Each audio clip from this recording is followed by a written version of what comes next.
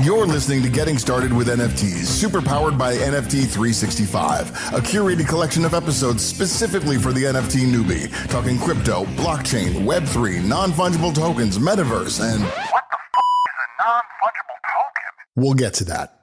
Getting Started with NFTs is superpowered by the ADHD coin on Rally.io. Here's your podcast episode and your host, Brian Fenzo. This show is not financial advice, so do your own damn research. What's up, friends? Welcome back to another episode of NFT 365. And you guys are in for a treat today. We are going to really cover one of the topics that has been heavily discussed in my Discord here for the project, and those interested, discord.gg/ADHD coin. You can jump into the Discord. But a lot of the discussion's been around, okay, Brian, you've inspired me to be interested into NFTs, but I want to get my .eth address, and how do I do that? And can you talk about the wallets again? And what's the difference between buying an NFT on the website versus buying it on secondary? And why do you talk about this art reveal thing? And do you not know what you're actually purchasing when you're purchasing it? How does that work? So we're going to cover all of that on today's episode. So I really appreciate everybody tuning in. And I will tell you a little teaser. Tomorrow's episode is an amazing interview. Well, I say it's amazing. I haven't actually done it yet, but that's what I'm doing next with the team over at Crypto Chicks, one of my favorite projects, and actually one of the projects that is one of the fastest growing projects over the last couple of weeks. I'm very blessed. I actually have one of the 101 most rare NFTs for the Crypto Chicks project, and really excited to have them on the show. We'll be recording it on Twitter Spaces as always, but it'll be episode 78 for you guys tomorrow. So with that, let's jump in to the discussion. And first off, for those that are listening on the podcast audio, we are working on it we have a media team now. Shout out to Mile62 Media. They are taking the video content and making it look good and putting it up on our YouTube channel as well. So you guys will have, any of the ones that are very educational and evergreen, which I'm trying to make a lot of these episodes both educational and evergreen. You guys will have that up there on the YouTube channel to check out. It's an own entire playlist. It's just youtube.com/iSocialFans, which, is my company and brand. But yeah, you guys can check that out. It will take a couple of days to get it up there, and we'll make sure to have all of the notes and links to any of the tools that we talk about over on our website as well. So I don't have to worry about taking notes for those that are listening in the audio side. So first off, I said ENS domain. And I worked in the U.S. government for 9 years, and I always called the U.S. government was the king of acronyms, because you worked for the DOD, and I supported DHS, but I worked with DISA to help with DHS, which was Department of Homeland Security. And I always laughed because I had to take a cheat list of all of the different acronyms that I had to deal with there when I worked in the government. And in the NFT space, there's very similar. It's very easy to get confused in some of the narrative. So I work hard on this podcast to hopefully kind of, anytime I'm using an acronym to clarify it. But if I miss one, if there's one that you're like, Brian, you keep using this, but what does that mean? Just shoot me, message over on Twitter or on Instagram, and I'll be happily make sure that I'll answer it for you. But then I'll also make sure that I include it in future episodes. And so the ENS domain is really just your .eth. And if you look, on the video, for those that are watching on the video side, it's actually what I have as my Twitter username. It's fanzo.eth. Funny enough, to get this, you have to go to ens.domains. So there's another, acronym, but it's kind of like a website redirect in the way, but it's a wallet redirect. So rather than me giving someone my very long hash, which is my public wallet ID, I'm actually you can send ETH, you can send NFTs. I mean, feel free to send me all the Bitcoin or all the ETH that you want at fanzo.eth. But it is something that's nice to kind of have. And so for a lot of people that finally see the light, they're like, Brian, you know what? I was just going to go secure my my ENS domain. And when I went on the website, ens.domains, and I went to search for it, it popped up and asked for my wallet, but I don't have my wallet yet. Cause don't I get my ETH before I wallet? So here's the clarification.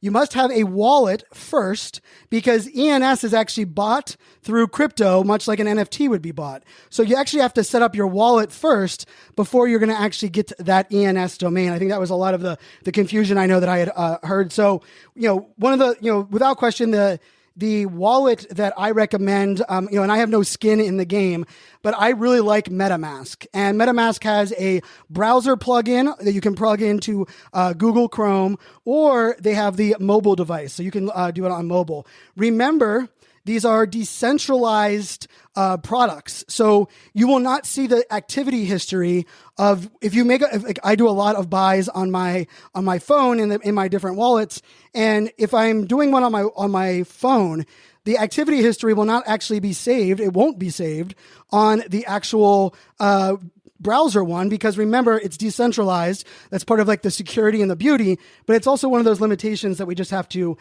take into account and remember, as we play. And so MetaMask is my preferred. And I will tell you, I've been testing out a couple of these other, wallets that are out there.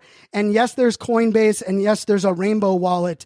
Rainbow has a mobile device, but I can honestly say from an ease of use, if you're like an Android user, you might want to pick a different wallet because Android users like to make things difficult on them rather than just buying an iPhone that makes everything easy. Oh, okay, I know. But don't hate. My company's name is iSocialFans. The letter I stands, it's iPhone, iPad, iSocial Fans. You see what I did there? I'm a marketer, deep down. But, there are, you have the Coinbase wallet. And one of the things I wanted to clarify, this can be really confusing. This cost me a lot of money because I didn't understand it. There's a difference between Coinbase.com, Coinbase Pro, and Coinbase Wallet. Those are all not the same things. And I mistakenly thought I was sending crypto to Coinbase Wallet, but I was really sending it to Coinbase.com, and it caused me a lot of difficulty. So just be aware of that. But I highly recommend MetaMask. I do have a screenshot there because I'm a fan of Gemini Wallet for managing kind of crypto and storage there. But to make your life easier, MetaMask is the one to use. And the reason I say that as well is when you're connecting to a website in the NFT space, most of the time it's going to pop up with this window that it says MetaMask, Coinbase Wallet, Wallet Connect, right? Those are usually the three. Now, Wallet Connect is actually how you connect your device with your phone. Because I know for some people, they're like, Brian, I decided to go with Rainbow Wallet, but they only have a mobile device. Does that mean I can't, manage my NFTs on my computer? No, it doesn't. I'm going to explain to you how you do that. But you can just see that MetaMask has such a hold on the industry that it's actually usually the one that's outlined. And then there's the Wallet Connect. And what's neat is Wallet Connect allows you to connect with pretty much any wallet because it pops up with a QR code. So if you're using a different wallet, the screenshot that I'm going to show in the video here, as you guys can see on the screen, is actually Rainbow Wallet, rainbow.me. I do like it, the wallet, because it integrates with iCloud and it has some unique feature set. But I have had a little bit of a tough time with it working on every website in every scenario. But if you do, all you do is you point your phone's camera. So you open up your Rainbow Wallet, your Gemini Wallet, whatever wallet that you're using that's not on your computer. And you open up it'll have like a camera app or like a QR code scanning button. And you're just going to point that as your screen. And it's going to automatically have a pop-up that comes up that's going to say connect. And so when you connect that, you now don't have to do anything more on your phone. All of that interaction, it'll automatically kind of authorize that on your phone, and then you can do anything you want on your actual desktop. Now, just to be clear, this is another spot that gets a little sticky, is that people will often ask, like, Brian, if I bought an NFT, no matter what NFT I bought, if I bought it with MetaMask, does it show up in the NFT tab in my MetaMask on my phone? And the short answer is no.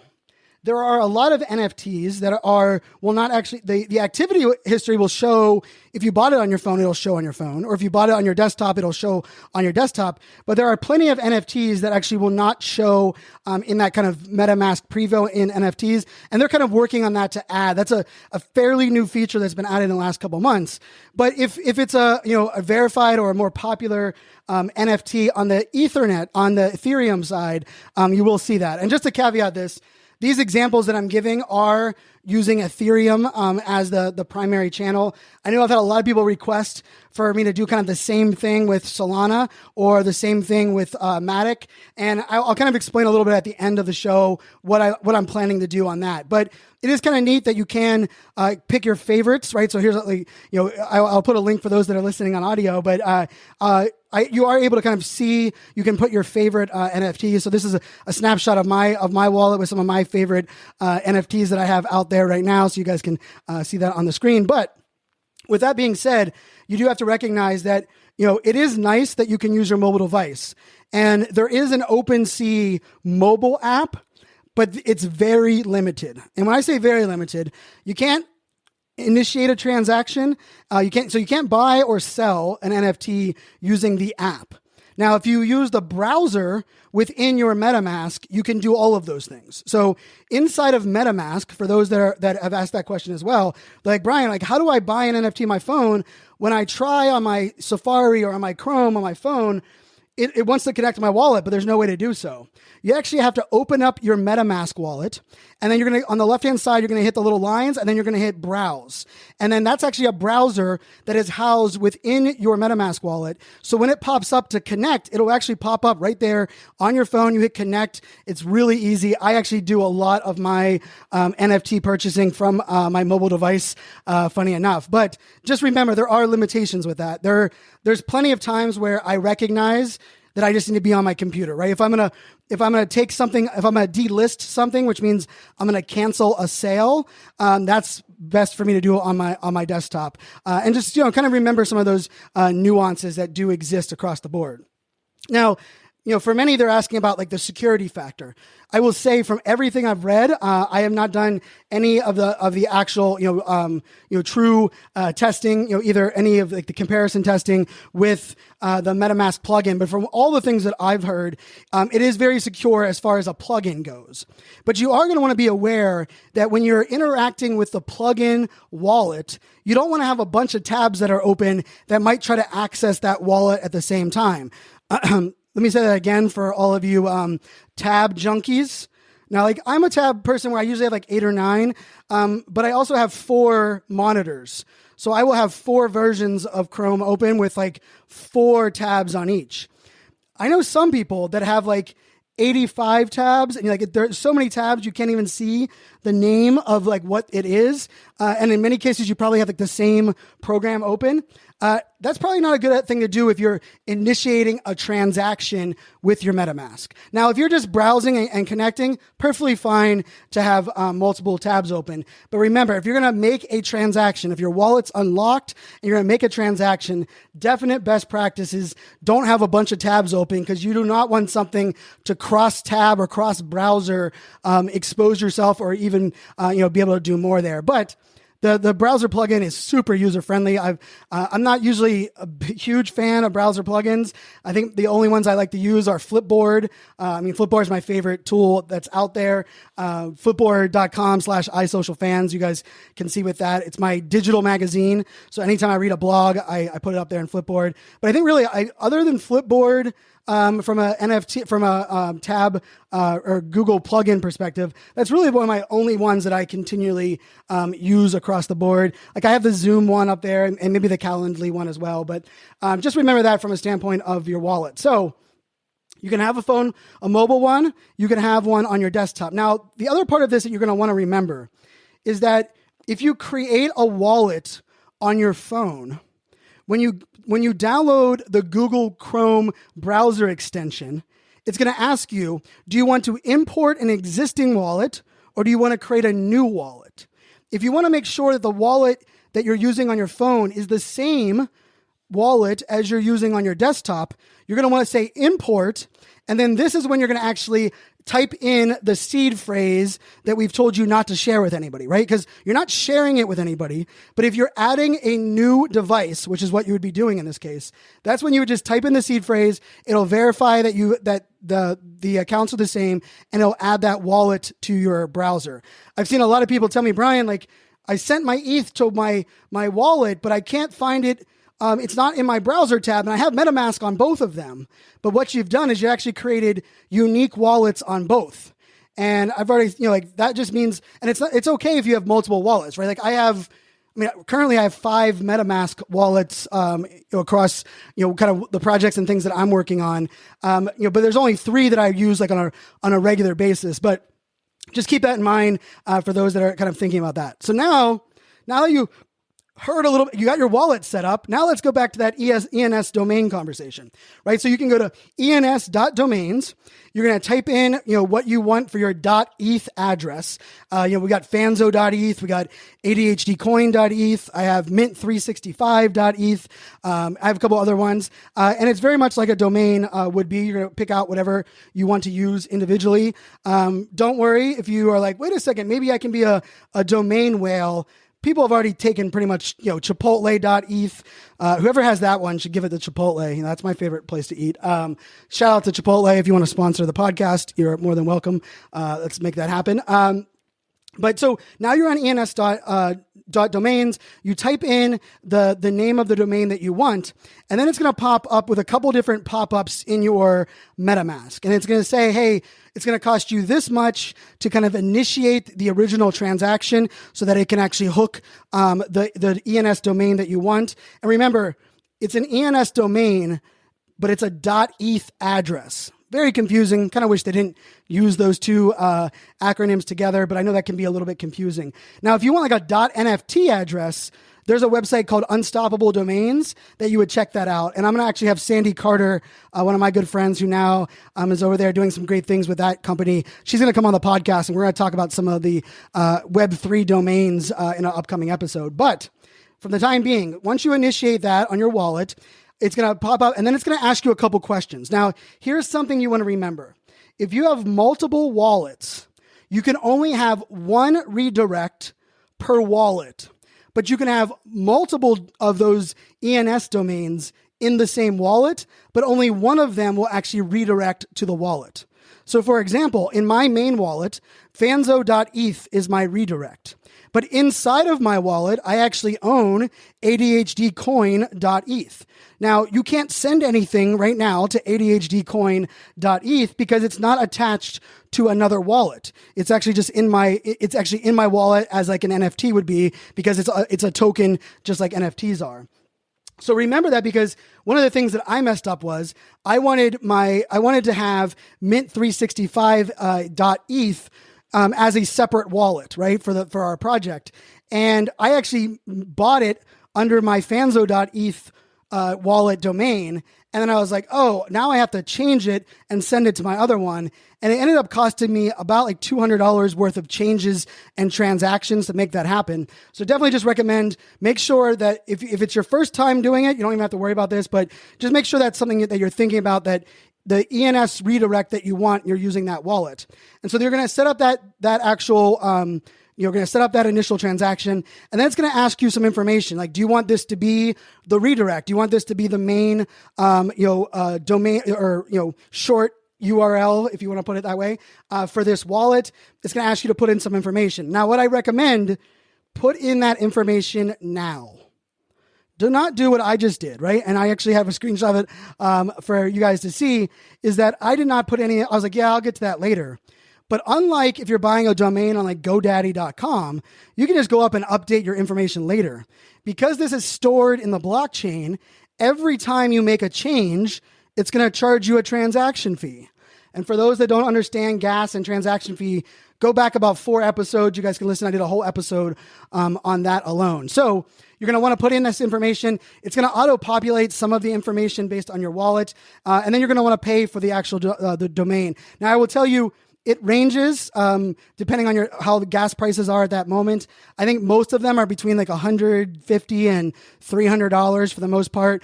That's really the range that I've seen. I know they can go, don't hold me to that. Don't come attack me, but that's just something to keep in mind. And so, once you actually have the domain, that you'll actually see that it actually says registrant, controller, and then it'll tell you kind of some of the other things as far as like the date. And then it'll actually ask you, do you want to manage this name with this wallet?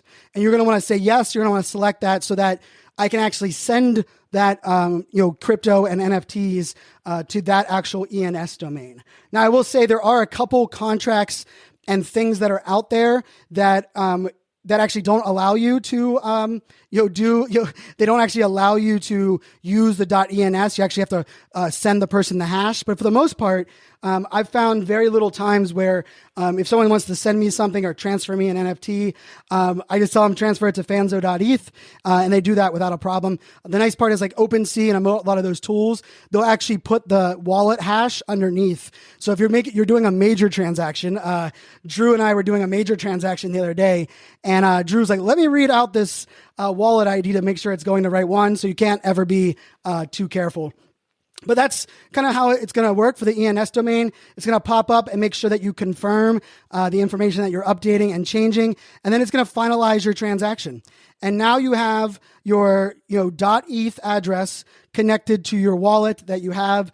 If you want to test it out, I recommend like going to your exchange and maybe sending like $1 to the .eth address just to make sure that it comes across, because you can never be too careful. Now, I will tell you, not every NFT marketplace, not every crypto place requires a wallet.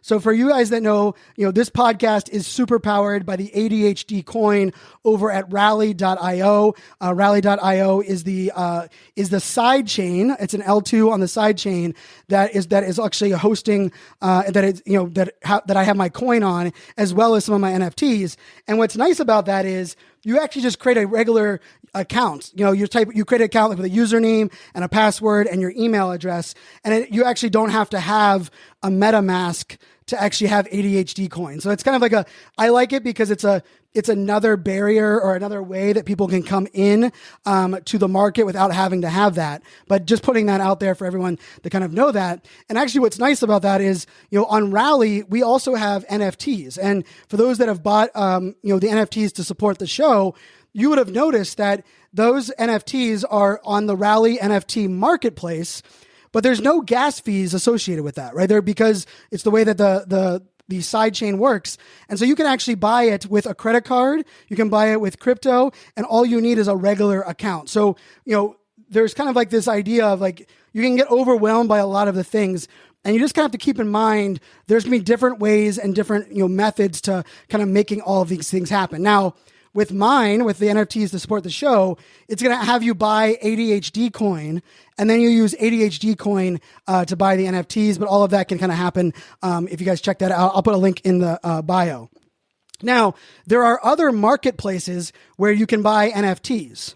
One of them that I most recently bought a bunch of NFTs on is the NFL's marketplace. Now, there's a lot of different marketplaces, and this is where I think it gets really confusing for the mass population, because they'll be like, Brian, I went on NFL.nfts.live. It let me buy an NFT with my credit card. It said that it's the NFTs are hosted on Polygon, but I can't find it in my MetaMask or on my OpenSea. Well, that's because not always, even if you're buying an NFT on the blockchain, not always does that mean it's associated with a hot wallet like MetaMask. And so that is a limitation to me, because here's the thing. Like, I bought some Pittsburgh Steelers NFTs on the NFL site, and then I was looking at the wild card game, and I was like, you know what? I'm going to pick some of the teams that I think might make it to the Super Bowl, and I'm going to buy their wild card NFTs, because I think on Super Bowl Sunday, they'll be worth a lot of money if people go to that marketplace. So I just to throw it out there, before the championship weekends, I picked San Francisco, Kansas City, the Cincinnati Bengals, and the Dallas Cowboys Of course, Dallas Cowboys is, I got wrong. Dallas Cowboys did not make it, but the other three did. And so I own those NFTs, which would be cool because they are on Polygon. They're on the main net. But the bad part about it is for me to move them over to OpenSea, it takes a lot of work. So why is this can be a little bit of a negative thing? Well, the only people that are going to actually buy them are people that go to that website and marketplace versus people going to OpenSea or looking at some of the data. And so that to me is a limitation. It's something you want to keep in mind. Also, if you are a listener and you like the Dallas Cowboys, the Cincinnati Bengals, the Kansas City Chiefs, or the San Francisco 49ers, hit me up. Maybe I'll be able to sell you one of these NFTs that you can have in your collection. It's the first year they're doing them. It's why I'm keeping my Pittsburgh Steelers ones. I have a season one for the Steelers, and then I have the wild card one. Even though we lost, it was Big Ben's last game, so I do have those up there on that site.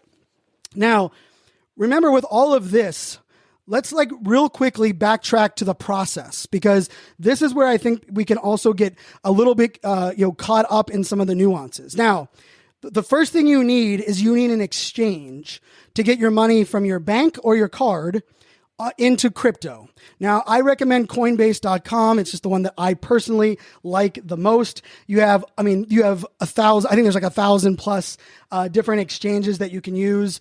A lot of the more crypto people, they can tell you all of the ones that might have a little bit less fees.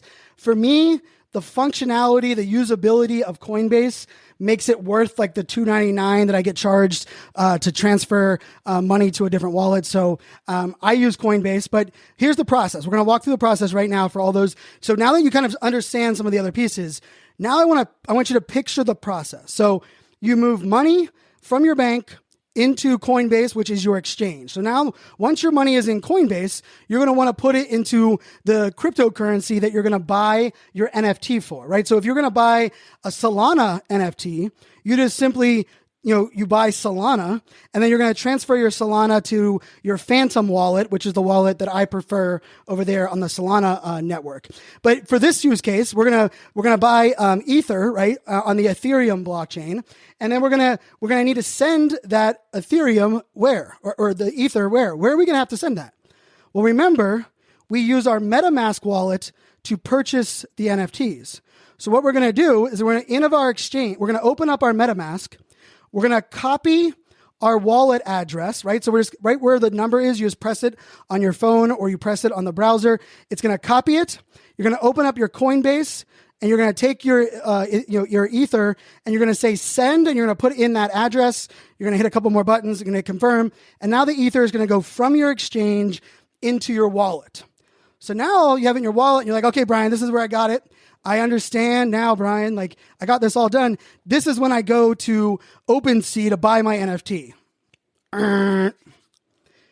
There's two options here. Are you going to mint an NFT, which means you're going to be the first one to own it on the blockchain, and it's going to be when the NFT launches? Or are you going to buy it on secondary? So the first step is if you're going to mint the NFT, you're going to go to the website of the project. Most of them are mint.something. For our sponsor of this podcast, it's mint.cex.events. And when you go to mint.cex.events, you'll actually just hit connect wallet, and you can actually buy one of the NFTs that gives you that VIP access for life on their website.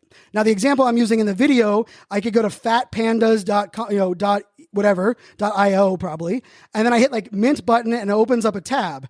And then what it says, how many do you want? And then what the mint price will be. Now, remember, that is not including gas fees.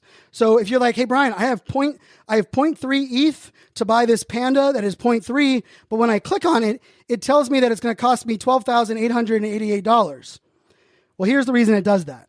You do not have enough money to cover the transaction. Therefore, it charges you that drastic amount so you do not hit the button.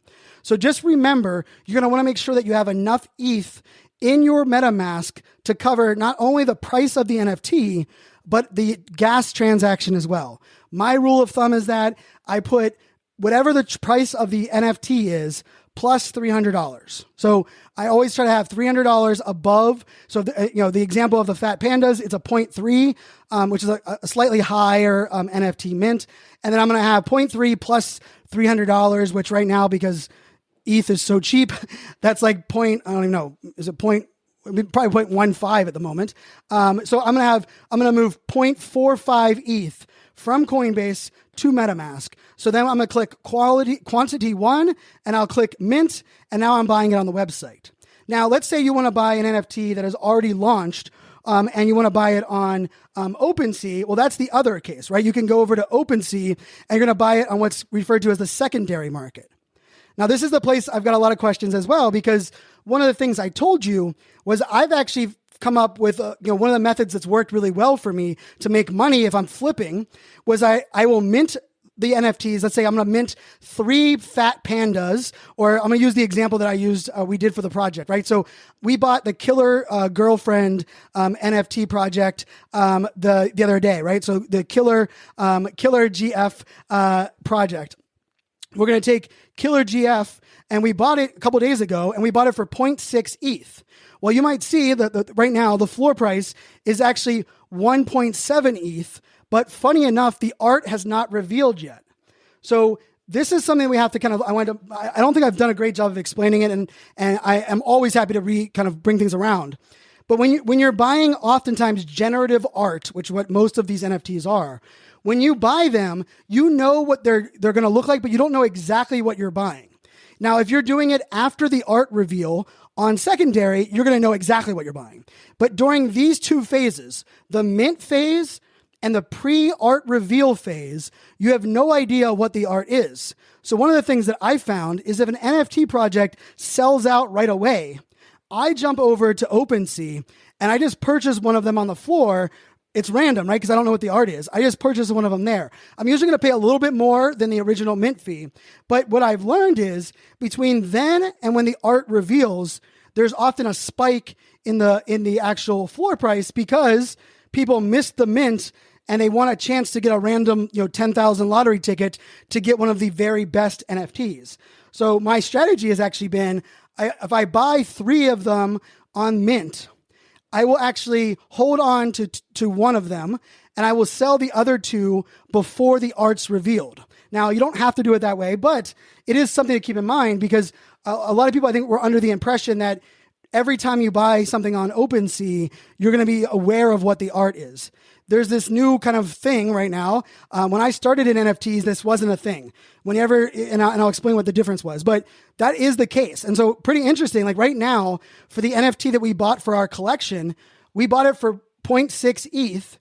We could sell it today before we even know what our art is for 1.7 ETH. That's a pretty good profit in about 4 days. And the question you might be asking, like, how do we know when the art's going to be revealed? Well, most of them post that on the website, on their Twitter account, on their Discord, or you're just going to keep checking back, and eventually it's going to be there. You can, they'll refresh the data. But there is also like different scenarios of when you're going to a website, there's a chance you might see other screens. And I want to just clarify this real quick. You might see that there is a waiting line and they'll say enter a raffle. One of them for Matrix, right? When you wanted to buy the Matrix NFT, which we bought for Mint 365, you went to the website during a certain time window, and then it randomly put you in the order, and then you had a waiting list and it said, you will have this much longer until it's your turn to purchase. The other thing that we're seeing is that we are seeing something like, it's called a mint pass, which what a mint pass is, it's kind of like buying your ticket on the whitelist. Now you might be asking, Brian, what is a whitelist again? A whitelist is like you are pre-authorized to buy this NFT during a certain window. It does not mean that you have to, and it doesn't mean that you are guaranteed to be able to buy the NFT whenever the hell you want. It means that they're either rewarding you with that or they're trying to project how many people are going to buy their NFT by using the whitelist. I believe personally, and it's like a soapbox of mine, that the whitelist mechanics right now is completely broken. I hate the idea that the way that they're currently being worked. And I'm working on some methodologies to fix that. But these are some things that you can do. And so like for the NFT yesterday that we actually purchased, which I will talk about here in a minute, we actually used a mint pass. But you're asking now, well, Brian, how do people get on whitelist? Like, how does that work? Well, each project kind of does it a little bit differently. For the Full Send, NFT project, which was a big project, I actually minted one of them. they actually did a whitelist application. So it was like a Google form. You put in your name, you put in your Discord username, and you put in your wallet address, and then they picked up people that were randomly selected to get the whitelist. Other projects are doing what I just am not a fan of. And maybe I'm not a fan of it because I think it's a little bit engagement baity, if that's a word. What I mean by that is they want you to do, like, if you invite 10 friends, if you repost us on Twitter, if you make the Twitter background image our photo, if you sign over your second-born child and you give us 2 blood samples, we will give you the whitelist. Now, that's not, I'm exaggerating a little bit, but I understand the reasoning, right? They want the people that are most active in their Discord before launch to be rewarded.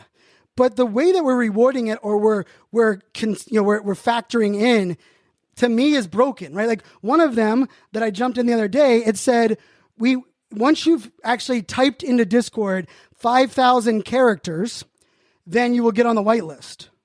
So when I jumped in there, every person was welcoming me with the longest welcome in the history of the world. It made the Discord useless, in my opinion. And it felt very gamified and broken. I actually hit leave server. So, not calling people out for this because I know it's just kind of the trend, but let's try to find better ways to identify our super fans and the people that are really with us from the jump and add them to that pre-sale list without it having to be so gamified that I have to sell my firstborn child. Well, my firstborn child just turned 12 the other day. My thirdborn child turns 8 this weekend, and I'm not giving any of them up, although depends on the day of the week. But I say all that because, there are all those different things. But the neat part about it is when you don't have to do, when it's actually what they call general launch or public, launch, all you do is you go to the website. And one of my favorite projects, I had the team on here, Meta Whips. You can actually still mint this right now, so they haven't minted out yet. So if you're looking for a great brand project that has a great founding team, they're heavily invested, the art is amazing, definitely check out Meta Whips by West Coast Customs. I'm not paid to promote them. They did give away one Meta Whip to my audience, but I paid for the Meta Whips that I have, and I'm all about full disclosure here on the show. I will not shill something just because someone is offering me some ETH. But it's actually as easy just going up there and hitting that mint button, and you don't have to overcomplicate it. Now, the thing there is there are projects like the project that we bought yesterday that actually gives you the art right away, which to me, I love, because it's like opening a pack of baseball cards, right? Like when you buy a pack of baseball cards, you don't put them in your pocket and say, you know what? I'm going to look at those baseball cards in a week. No, like I would rip them open in the store, right? I remember my mom yelling at me when we were in like Kmart or we were in like Hills department store in Pittsburgh, and we bought cards, I would rip them open. Well, like our project yesterday, actually, it's called ETH.R brews, which are beer cans, and it's a craft brew NFT, and we bought it for the collection here, and I bought a couple myself in my wallet as well. What was neat about it was you bought them on the website, and then on the website, they had like this beer can explode, and then the 3 NFTs that I bought, they actually showed me their images right there on the website. To me, it was a great experience. I was like, "Ooh, that's a great one. Ooh, that's a great one." And then I can actually just hit the button and it says, view these on OpenSea. And then I'm actually able to jump over to OpenSea and see that art. Now, depending on the project, some of them wait to reveal the art for 3 days, some 24 hours. A couple have done it for a week. Others are saying they're not going to show the art until the project sells out, which I think is a mistake in the long run. But I also know that's a little bit difficult to manage. Just know that a lot of these nuances are still kind of a work in progress. Now, I will say, I mentioned earlier, you can buy NFTs on secondary markets. Now, that experience is going to be different on every different market. Some of them are easier than others. I mentioned the NFL one. The NFL, you could only buy it with cash or your card. So they didn't allow you to buy it with crypto. So it wasn't as confusing as maybe some others are. But depending on the project, it will depend on kind of what that whole variance will look like. Now, as I mentioned before, some projects that you buy on a different marketplace will actually show up in OpenSea. But here's the weirdest caveat of all of them. And I hope it's not too confusing with everybody. Thank you guys for hanging with me. I know this is a longer episode, but if you can buy an NFT with MetaMask that might not show up inside of OpenSea. And I know that can be a little bit frustrating, but there's some nuances there, right? Because yes, Ethereum and right now Polygon are the only blockchains that NFTs are showing up.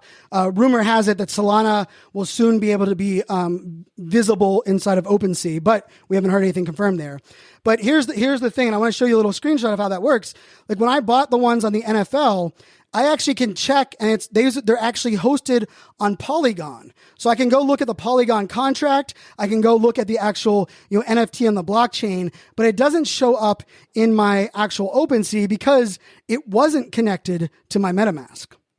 Now, the difference to this is if you bought a Matrix NFT and you bought it on nifties.io or nifties.com, theirs is actually on a L2 blockchain. Even though you bought it it's attached to your MetaMask as your ID, they actually live in the Nifty's marketplace.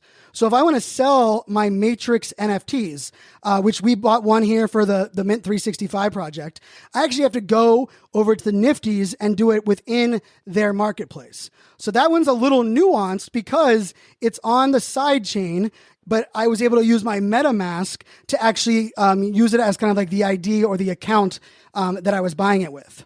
And there are other examples, and one of them was actually, it happened recently with VFriends. If you bought Gary's book, 12 and a half, he actually gave you, for every 12 books that you bought, you got an NFT, which he calls the book games.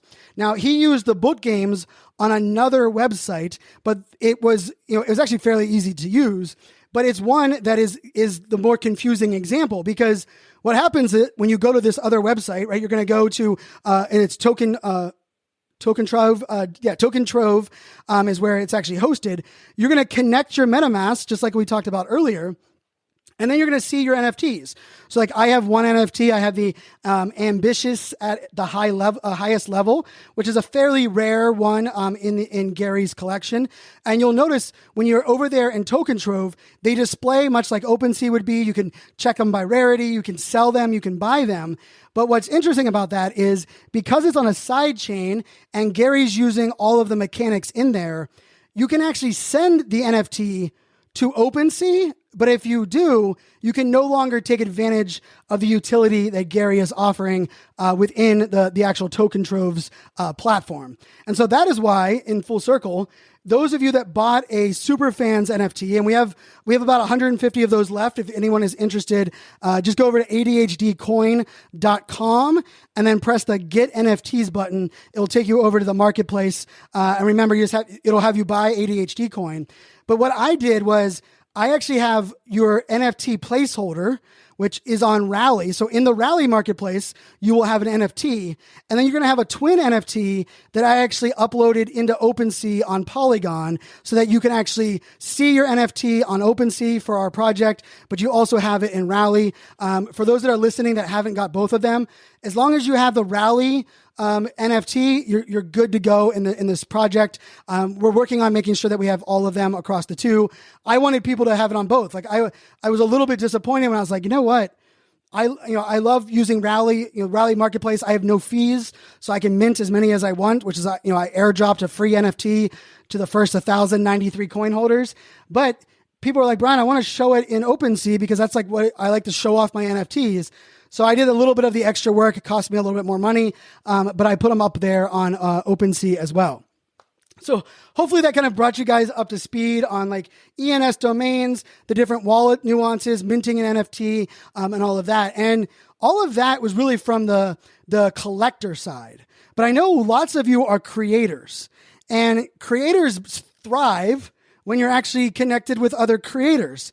And I mentioned that our sponsor of our podcast for this episode is the CEX events, which is the Creator Economy Expo. And I will tell you, for those that are watching on video, you'll actually see a lot of the speakers that are there on the lineup. My good buddy Jason Keith is one of them that is on the lineup that I didn't mention in previous episodes. But the great lineup of speakers. There's more speakers that are yet to come. And you can buy a ticket for that individual event. Or one of the things that you can do is you actually can mint one of their limited edition, only 100 available total, NFTs that will actually get you in as VIP access for all of their events, not just the one happening on May 2nd in Scottsdale, Arizona. And something they added for this episode forward, if you use code NFT365, you're going to get $200 off the purchase of your ticket for CEX event. And if you're not sure if you should go, but you want to meet me and hang out, we're going to record a live episode of this podcast there in Scottsdale, Arizona. Probably more than one. I'll probably will record one the day before and the day after. I do have family out there in Arizona, a lot of friends out there in Arizona, Vincent Orlick and Michael and a couple of my other buddies, Blake. I'll be hitting you guys up when I come out to Scottsdale. But great event. Really looking forward to hanging out with them. And then the last thing I just want to say is, we up on our website, NFT365podcast.com, we now have a really cool landing page. Kevin on my team has been working on this for a while. If you want to see all of the NFTs that I'm buying every day for a year, yes, you heard that right. For 1 year, I'm buying a mint NFT every single day. There's actually now a landing page on our website. So just go to NFT365podcast.com/mint365 or just go to it in the menu. And you can actually scroll through all 76 NFTs that we bought to date. You can click on them. You can see the artwork for each one of them. I'm doing my best to do 4 hours at least research on those that we're buying. Some have had massive success, and many of them I found them before they became a kind of mainstream public. But then there's other ones that let's just say I'm hoping they are from LL Cool J. Don't call it a comeback. Oh yeah, I'm not gonna rap, but I'm an LL Cool J fan, and LL Cool J said, "Don't call," and Mama said, "Knock you out." Said, don't call it a comeback. And hopefully, some of these NFTs that we bought in the project will make it a little bit of a comeback. But that's what I got for you guys today. Thank you for your feedback. Thank you for the questions. Thank you for all those that are leaving a review for the podcast. Greatly appreciate it. It means the world to me. If there's a takeaway from this episode, put it out on Twitter. Just use the hashtag NFT365. If you're going to post about it on your Instagram stories, just tag me or the podcast account. We do have a podcast account on all of the social channels, so it's just NFT365 podcast. Hey, I preach consistency. I'm delivering a daily podcast. I'm buying a daily NFT. I might as well be consistent in the marketing and branding as well. So definitely give those accounts a follow. You might actually see some alpha and some special drops if you are following our Instagram and Twitter accounts for the podcast. But I was told not to give that away. I think I was actually told not to bring that up until we finalized it, but they should know better. I get too excited. But thank you guys so much for tuning in. As I said, I appreciate all of you. This is a journey. I know this might seem like a lot. I promise you, the more you do it, the better you're going to get. And here's the thing. Lots of people are going to listen to this episode. Lots of people are going to be like, man, I need to go watch that video Brian talked about. And you can do that on the website as well. Other people are going to be like, you know what? I'm going to do this. And they're going to write down the steps. But there's only a few people are actually going to take the action, press the damn button, create their account, and get started. Because guess what? Those of you that are doing it are going to be the ones that are going to benefit. Those of you that are just thinking about it and haven't started, you know what you're going to do? You're going to message me in 3 months, in 6 months, in a year, and be like, Brian, oh my gosh, I just bought this thing and it has an NFT for free, and I never created that account. I wish I did. And I'm going to say, we all wish you did, and you should do that now. So that's what I hope for, to inspire you guys, to motivate you guys to do just that. So make it a great day. Thank you for listening to Getting Started with NFTs. If you found this helpful, let us know by leaving a review. Like, subscribe, share, and do all of those good things. We are greater than me, and as always, The show